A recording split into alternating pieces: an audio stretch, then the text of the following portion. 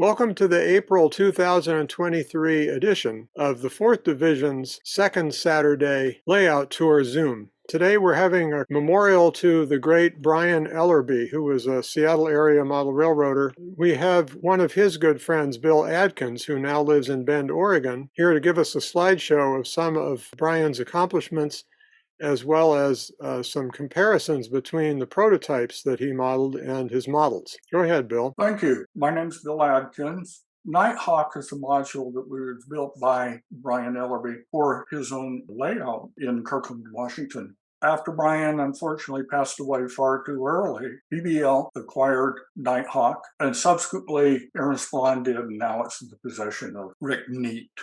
And Aaron and Rick put in a lot of time and effort to maintain it. And given how old it is, it's actually rather surprising that it's still around. But I'd like to thank all the people listed there, and a very special thanks to Jim Brown and Dave Woodrell.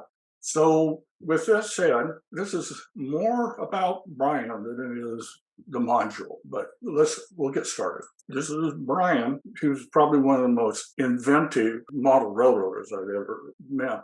Brian is actually a very shy person. You wouldn't know it, in public at a convention or a trade show or whatever.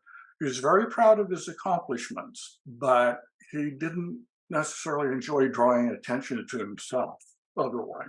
This sign was actually posted on the side of Brian's furnace. He made it up, and it's a real sign. The sign was posted, and this one happened to be in Saskatchewan, advertising for civilian workers to work on the U.S. military highway.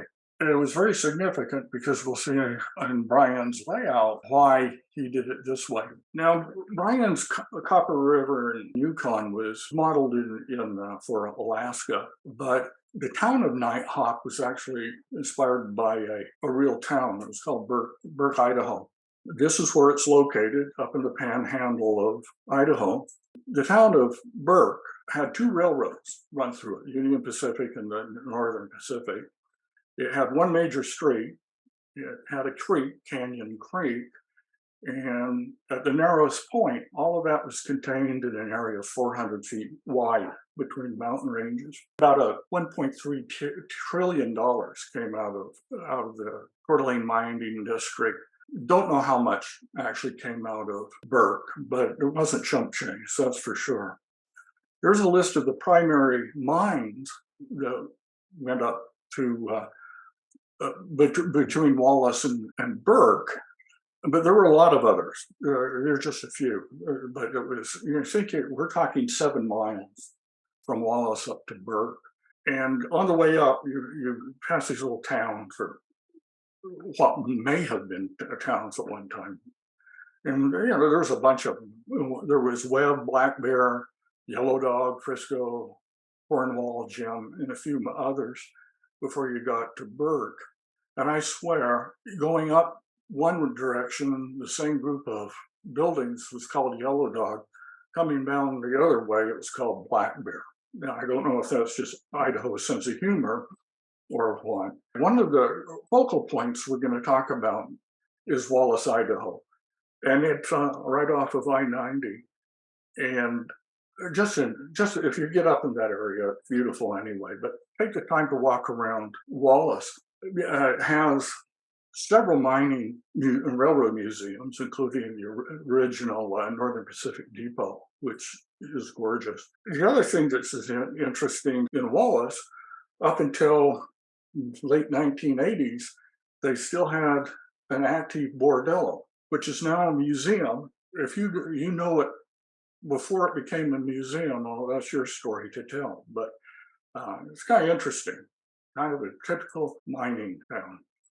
So to look at from view, it's located in the heart of what's called the Silver Valley. Here's Osborne. This is I-90. Here's Wallace. And over here is Mullen, Idaho. And Missoula is about 123 miles away. Spokane's 88 in the other direction. And this is the road up to Burke. Not much there, but it's an interesting drive. But this is exactly what Brian was trying to model. Here's Port Valdez, The line runs up, circles Moose Lake, heads up to Caribou, branches off to Sourdough, passing to Arctic Oil Well and into Nighthawk. This branch line went up to the Alyeska mines and the U.S. Army Supply Depot. That was his basic concept. I don't know why Brian chose to use Burke. Maybe it was this publication. It was published in April 1983. And when I first met Brian in 1987, I think Nighthawk was in a construction phase. Don't remember exactly. But I do know that this book was in his library. In 1887, the owner of the Tiger Mine was really impatient to get his ore out. He said that he had 100,000 tons, which is hard to believe, but he had ore that he had to get to market. So he started the Canyon Creek Railway. It was 3-foot narrow gauge, independent line. And remember, when we're talking 7 miles here, it took from July 1887 to December to complete the road. Well, it wasn't much later than the Coeur d'Alene and Navigation Company arrived in Wallace and purchased the CC&R, standard gauged it by the end of 1891. All of these were really part of the Northern Pacific to begin with, and it was active in this case until 1939. The Union Pacific came in from the west, from Spokane. They were always standard gauge, and they got up to Burke by 1890.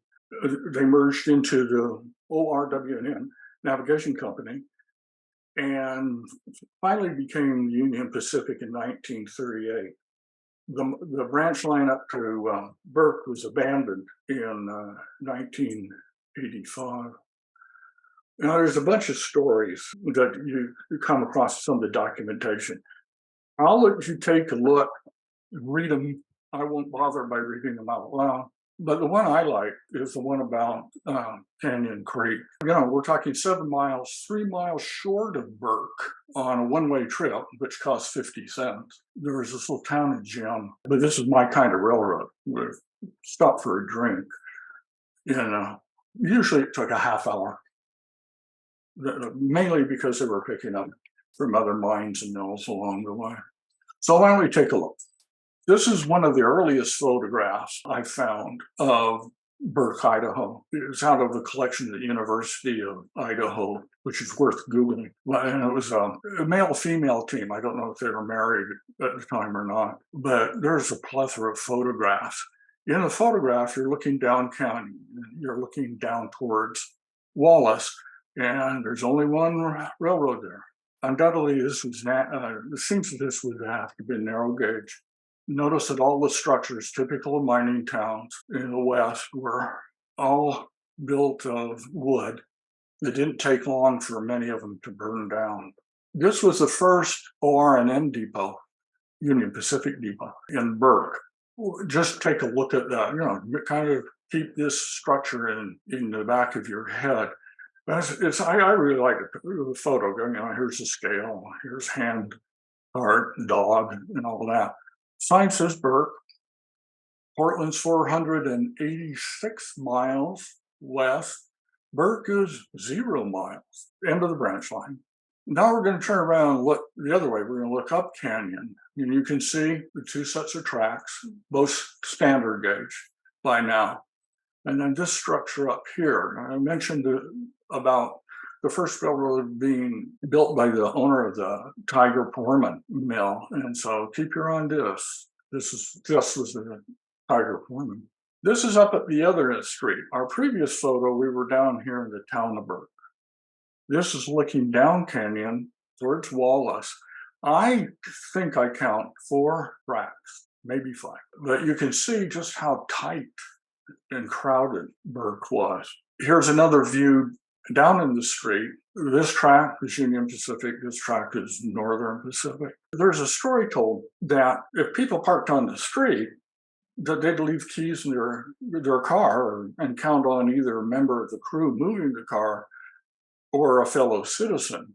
It's also said that these awnings, these canvas awnings, they had to pull them up all the time to clear the track so they wouldn't be hit. But that part's not true. The reason they were always pulled up when the train came through was made of canvas, and the shop owner didn't want to set his awning on fire. We're going to go back down 4 miles down to Jim, this home of the famous JJ Saloon, where they stop for drinks on the way up. This is Northern Pacific locomotive backing down, and you notice it's equipped with a pilot, maybe to clear rocks, but who knows? Sometimes maybe they had to clear a car. The Union Pacific tracks are over here on the right side, down towards the stream. Speaking of blocking the train, this photograph taken in 1946, the first track, there's only one track now. And this was downtown Burke. Here's a Hecla mine, and this I think is the third Union Pacific depot in Burke. Yeah, I guess you really can't talk about Burke, Idaho without including the Tiger Hotel. The original hotel is here on the right. They expanded, and on the new building, they had a dining room, a kitchen, bake shop, and it contained about 150 rooms. The other one over here had far few, obviously. And it was primarily used in the last years as just an apartment building. But Army railroads go underneath the hotel. It would have been fun to be up in those windows. But there's an interesting here. You notice this track here on the right. It's obviously narrow gauge, but to my mind's eye, it doesn't look like it's 3 feet width. So I often wonder if the mines didn't have their own trams and that sort of thing, and that was part of that. If Brian would have modeled this, thank heavens he didn't, it sure would have made a nice view block when he went into the other room. And here's a postcard photo done in the 1950s. You can see, I think that's called a diesel locomotive. And you can see the brick buildings in Burke. They had a couple of sawmills north up in the canyon. They would be moving milled lumber out of the place too, as well as ore. So this is pretty much all that's left with Burke. You see the bunkers, the Hecla bunkers. I don't know how in the world if they're ever going to tear those things down. And you see a mine head here, and one's actually down here. If you're interested at all in the area, there's a 4-part series on YouTube. It's called the Silver Valley, Wallace to Burke, and he takes you on a tour. You'll see a number of the photographs you've already seen, but it's actually worth your time to take a look. So let's talk about Nighthawk.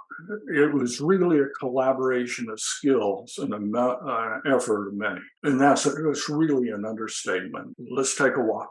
Here's Nighthawk. Here's Burke. And you can see how Brian was inspired by it. Now, I don't know how he discovered Burke, but in any event, this was his inspiration for Nighthawk. Let's take a walk. What is interesting to me is the structures built in Nighthawk. Brian didn't build any of them. There's friends that built them, which says a lot about the man. So this is a repair shop. It was built by Bob Christopherson. The Idaho Hotel is based in Silver City, Idaho. There's the real hotel is located there, and it's been restored. So I understand it's still standing.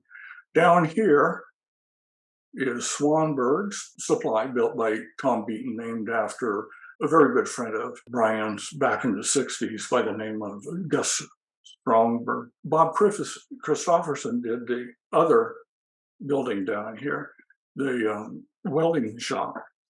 And all the way down the end is the Esna and Mary's Copper Kettle Cafe that was built by Dave Lidrell. Over on our right, going down the street, Bill Busaka built Wardell's garage. Bill Wardell was just a very, very close friend of Brian's. He did a lot of the wiring on the machines that were used to mill evergreen styrene. Beyond this, we'll see a corner of the Nighthawk Depot. Then we get up to the Yukon Copper loading station, and you can see where the mine buckets were going up. And the structure in back here was built by Ron Walders. And we'll talk a little bit about that later. I purchased from Ron and then subsequently sold it to Brian. Here we are down a little further. Here's the depot, the hotel, the supply, the welding shop, and the boarding house cafe. And of course, Eagle and Bluebell back here. A view up the street, Burke Street. Here's the depot, Nighthawk, Sergeant's Will and Swan Burke's hotel. And a very nicely posed photo. And I thank Dave for sharing it with us. I believe this was also taken by Russ from the shadows. It was like it's taken by Russ Reinberger. I didn't have a really good photograph of the boarding house. And Brittany took one on the layout now. And it's kind of, here's Nebesna is actually a district in Alaska near the Copper River. And given that Brian's layout, Old Copper, it's appropriate that Copper Kettle Cafe, and this was named after his wife, Mary. I always thought this was just an absolutely cool structure. Here are a couple of structures on Brian's layout that I'm very familiar with. The Yukon Copper tramway and loading station was built by Bill Wallace. It is a compressed version of a real structure. Orient yourself to where the ore buckets entered the mine, because we're going to take a look at the prototype. This is what Bill Wallace is working from. So you see it's a compressed version of the structure on Nighthawk. So you can see the ore buckets coming into the tram building. What they do is they bring down ore from the Silver King mine in Park City. It was about half-mile long up to the mine. They used 39 towers to get there. The buckets carried 500 pounds each of the ore, and on their way back, if needed, the ore buckets contained 325 pounds of coal. Everything was steam power. It took about a minute for the buckets to empty or pick up the coal, and it was a single operator operated it. Just one of those cool Park City structures that I grew up in Salt Lake City, and I was always up in Park City. They wouldn't ask you for ID when you bought beer. Here's another view, probably taken in the 1970s. Here you can see the ore bucket. This probably was headed back up. They weren't using the building now, but it was still standing. You see where it came in. This Woodside store, as I remember, was actually a coal supplier.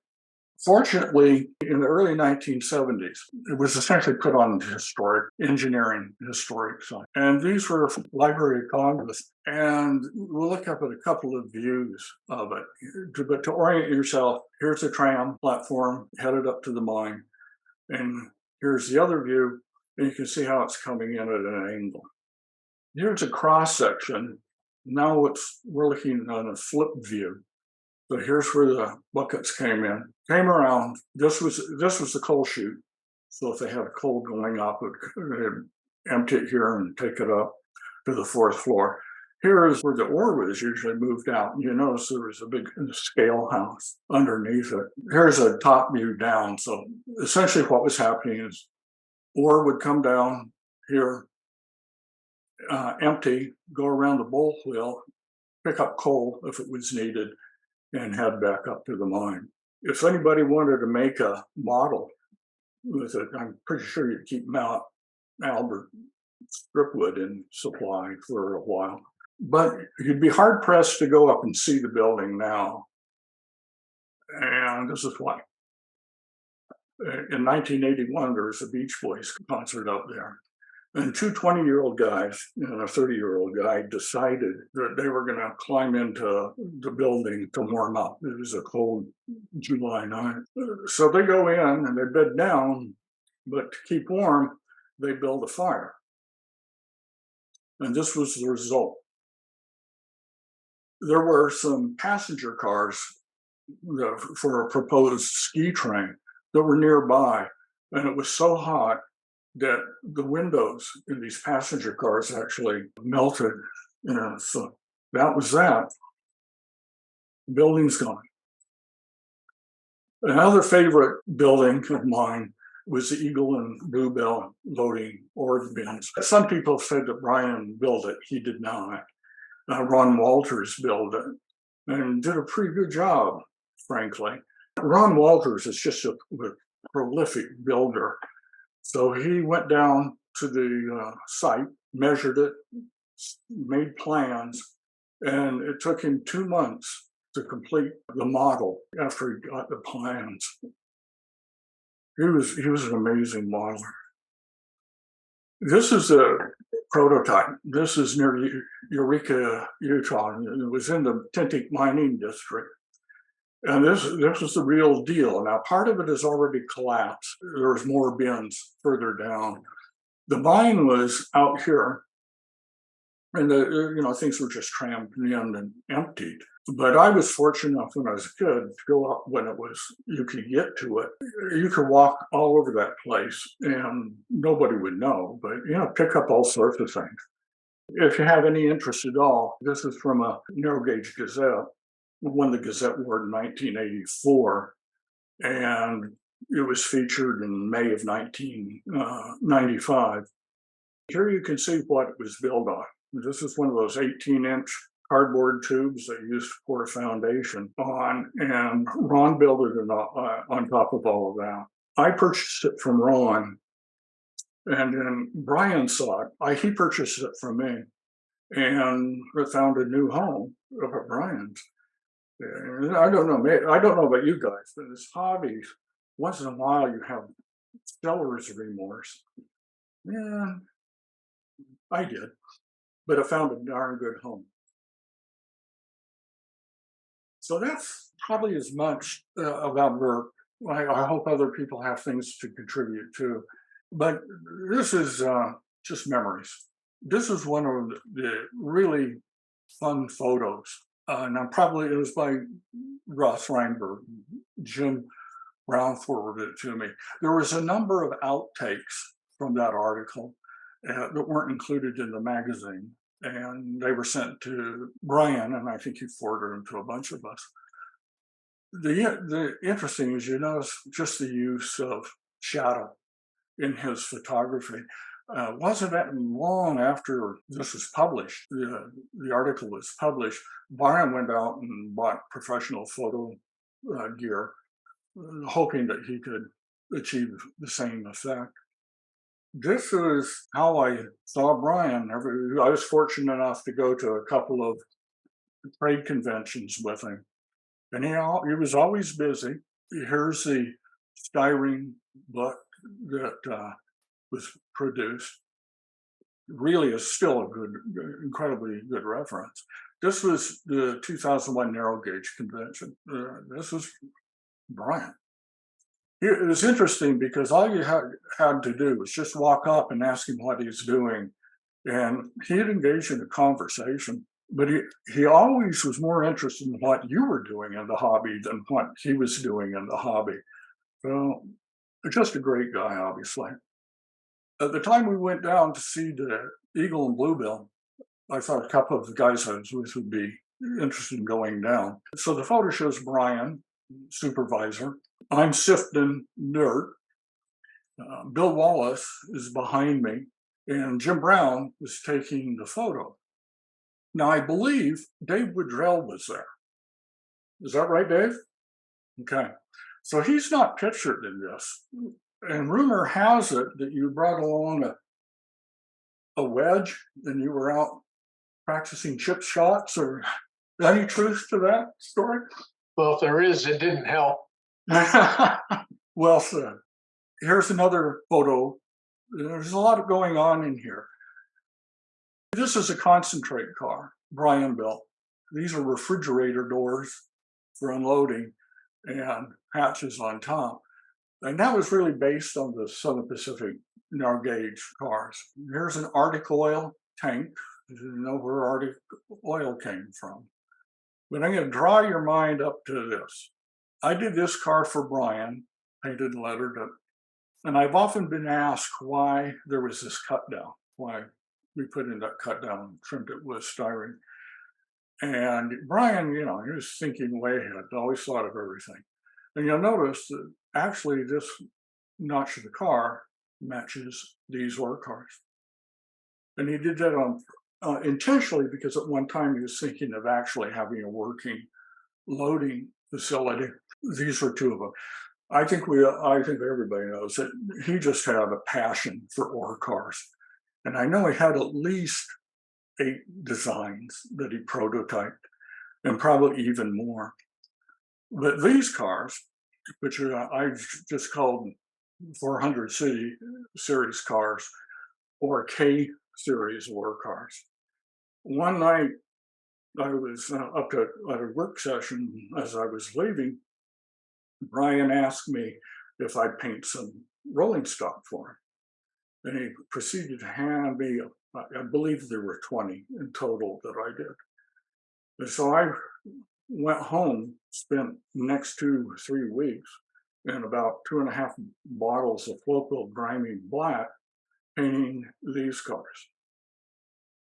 This car in 485, I painted up different engine black or something like that. Got them all decal. One night went back to Brian's and handed him the cars, and he just kind of looked at it, glanced at it, and said, "Well, go set him up in Nighthawk yard." So I did as I was asked and went over and put them out there, kind of in random order, but all 20 of them in a string. And Brian didn't say too much about them. I could see him over there glancing at it, but he really didn't say much at all until I was ready to leave. And Fred Hamilton was still there, but I decided I'd leave. Brian walked over to me and said, "Thanks, you did a good job. And, 455 was after the wreck, right?" I mean, the guy didn't miss a darn thing. And I've known 2 geniuses in the hobby since Brian was one. He really was a genius. The other is the other's not in this group, so don't worry about me calling you out. Another nice thing I like about is this detail down here. I mean, he just did an amazing job. The numbers you used on a car, so mine did that. If you notice, they're all numbered in 400 series, and each one of them carries the name of the Rio Grande K series locomotive. He very much wanted his layout to be Alaska. And he didn't have anything against the Denver and Rio Grande. In fact, I swear to God, I thought he bought almost every C21 and 25 produced. This is a classic Brian paint job. It was funny. We spent one Sunday afternoon mixing colors to put on his rolling stock. We had several shades of firebox, and that was simply scale coat aluminum plus a little black in various amounts. The other paint was scale coat, some of it light and they're not, but the darkest colors are domes, cab side, tender side, and sometimes the pumps. A boiler jacket was a separate color, and it's hard to discern in this photograph, actually in Russ Reinberg's book. There's a much better shot of the underframe, and that was our third color of black. That was his standard. He did. He also noticed the headlight. This headlight was actually an O-scale casting. Brian, when he was very young, his first real job, quote unquote, was that he was an engineer, highway engineer for the city of Seattle.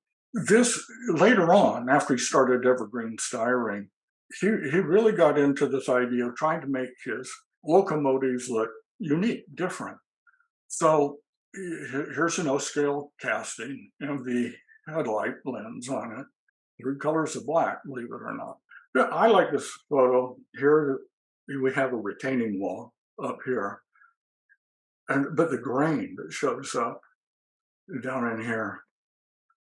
Russ Freiberger was a fantastic photographer. These are a couple of the publications that he appeared in. In this one, if you don't have this book, if you can get it, the photography mirrors. But Jim Noonan's layout, or photographed Jim Noonan's layout on the same trip that he photographed Brian's. He was such an incredible photographer. Really, really admired his work. I also came across a model railroader, 1966. And it shows Brian, Gus Swanberg, a couple of Herb, and a couple of the old friends. And they had a portable HO scale layout that they took up into Canada. The article says something about Brian and Herb and Gus designed this portable module while they were all in a martini haze. Well, had I known that Brian liked martinis, I would have insisted we have something a little, rather than Moosehead beer, we would stock up some martinis. So here we are, about ready to wrap. This photograph is a real photograph from 1884, and it was actually taken in the Coeur d'Alene mining district. I don't know exactly. With Flaps, Woodrow, Sticks Wallace, I was Paint, Wheels Hamilton, Bikes Noonan, and Plans Ellerby. Jim's moniker was Dr. Lenz. Once again, he was behind the camera on this one. So I think it's an appropriate quote from Mark Twain. And remember, we all of us own the mind, so take the presentation for what it's worth. So, thanks for your time and attention. I'm sorry I was so awkward with this. Maybe next time better. If you want to reach me, this is my email address, and I'll share anything that you want. Your turn. How about it? A great presentation, Bill. It's long overdue, and anybody that knew Brian really appreciated what a genius he was, and a terrific modeler too. The Bluebell mine that you showed the picture of, as I recall, wasn't that lit? Did it ever get relit when he put it on the layout? I can't remember.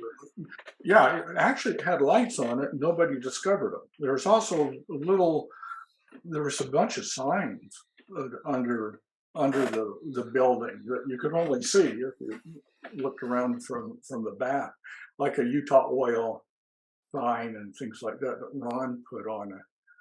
So yeah, it was lit, but I don't think. Well, I guess there was no lighted lights in Nighthawk. So yeah, there was a light switch under there, and Brian claimed that he didn't know it was there. He did. The second thing I wanted to mention, I'm not sure people understand it. There was the numbering system I was asking about for the work cars. Brian refused to have any K locomotives on his layout. I'm not sure if anybody ever put any on there to run, but he was never going to have them in there. And didn't you kind of need a little bit by using those numbers, which were all K locomotive numbers? You're okay, yeah. It was a joke. Supposedly. Yeah. Brian did, as I recall, Brian did own some K locomotives, and he was going to convert them. I don't know if he was going to go too late, take off the trailing truck or whatever, but he had some ideas, but he never acted on it, Well, the last thing I want to point out is that I think the last photo you showed, you had all our nicknames and the Kirkland Cocktail Club in there. Brian, my recollection is that he didn't have one for a long time. We were all trying to figure out something that would be appropriate for him. And we came up with the name Plans because in addition to modeling, he was a prolific layout design person. And it seemed like every time we got together, he had a new proposal for a new layout design. And it used to just drive Jim Noonan nuts because he was afraid he was going to use the latest designed to tear down the one that existed and start over again. So I think, don't you, Russ, still have a stack of those layout designs somewhere? I have a box of them, including Chocolate Mousse, Yeah. which was the last one I think he did.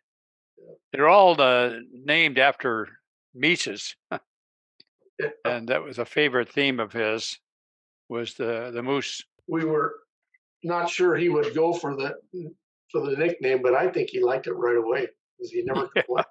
Yeah, but you couldn't tell, could you?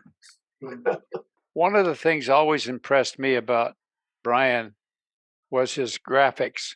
His cars were all decorated very appropriately.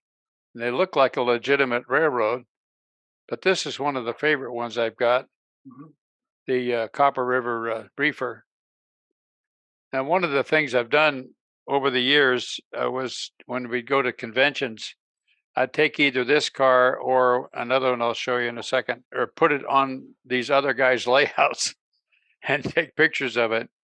And so I've got pictures of this car on probably 7 or 8 other narrow gauge layouts. Well, the Copper River went everywhere. Yeah. Cool. I have his extensive collection of graphics materials. If anybody wanted to make decals for any cars that they would want to letter. This is an unusual car. It's got copper and Yukon, but it's also got 3 other layouts depicted on other parts of the car. There's an RGS car, Rio Grande Southern. I think this is Jim Noonan's. And on the back, I think, is Dave Woodrell. And I'm not sure who the third one is on the other side. Do you know who did that car? I don't know. Yours truly. Oh, okay. Wasn't Pelican Bay on the other side? Could be. Yeah. It would have been Paul Scholes. This is another car that I really liked. He ran this as mixed trains, which were most of his trains were mixed trains, I think. This combine used it as a caboose. He had a number of these, I would call them sand cars or gravel cars, because a lot of you would know that a lot of the mining and logging railroads would pick gravel up from riverbeds and use it as ballast. And so he had a number of these cars. Brian obviously had a great effect on an awful lot of us in the hobby. One of the things I appreciated about him a lot was that he was always willing to tear down something that was finished and do it better or do it more to his liking. Yeah. And so when you'd show up at his layout to work on these Friday night sessions, you were never really quite sure whether it was going to be new stuff or old stuff being changed. Before we close, I have one other question, which is, could any of you that know about this tell us where some of these structures ended up after his untimely passing? I assume that Rick Neat still has those on Nighthawk. But most of them on Nighthawk survived and are on that layout. And where is that layout? It's in Virginia City.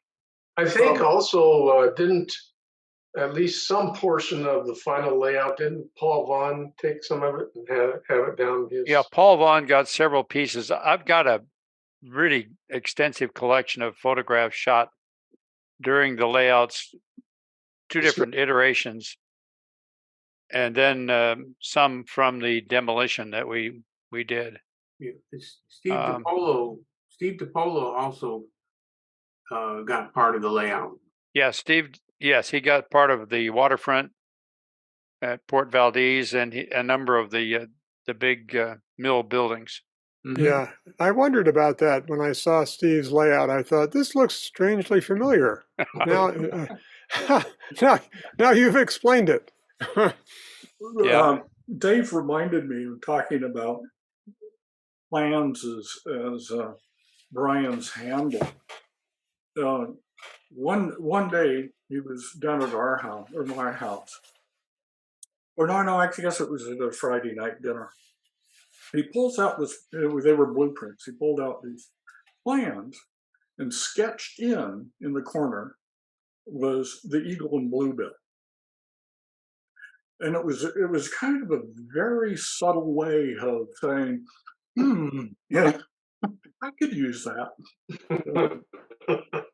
And I had the plan for many years, and I ended up giving it to Jimmy Booth when they got Nighthawk, and apparently it's gone, it's lost. But Yep. that was Brian for you. The old eyes just don't work for this. A small contribution to the copper. We call it G for generic. Yes. I coined the term generic, whereas Larry Rhodes down in California named G for goofy. What I'm going to do, Carl, is to go grab the caboose and I guess I'll do. Now, when we get done, we should have 6 plus 2 is 8 cars and a caboose. Is that right? Well, that's right. Yeah. My first instinct was